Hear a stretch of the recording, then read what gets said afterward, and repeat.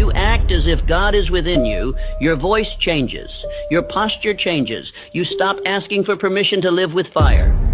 And when you stop waiting, heaven stops waiting too. This is not a lesson. This is a summons.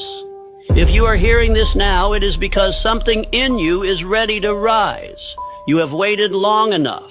The silence you feel, the restlessness inside you, it is not confusion.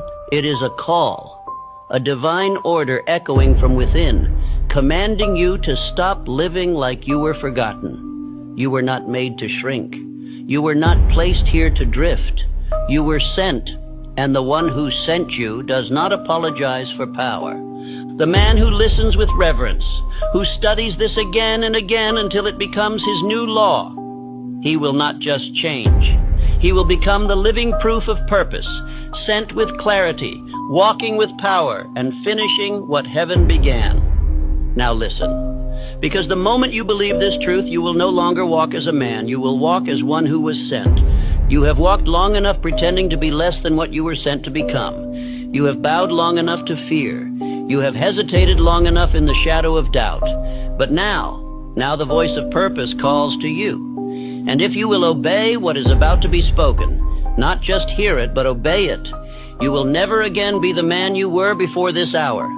Because what I'm about to give you is not motivation.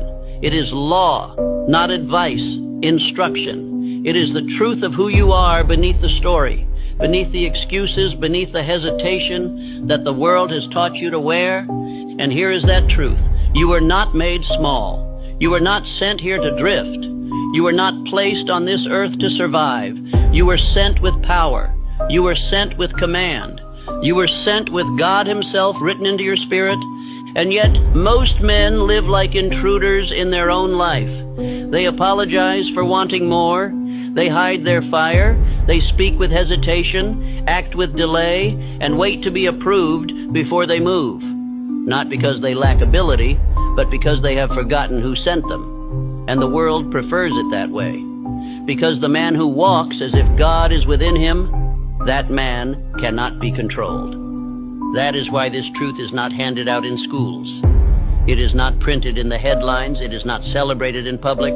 Because when a man begins to think as if heaven lives inside him, he becomes ungovernable by weakness. He no longer listens to the noise. He no longer waits for support. He no longer serves fear.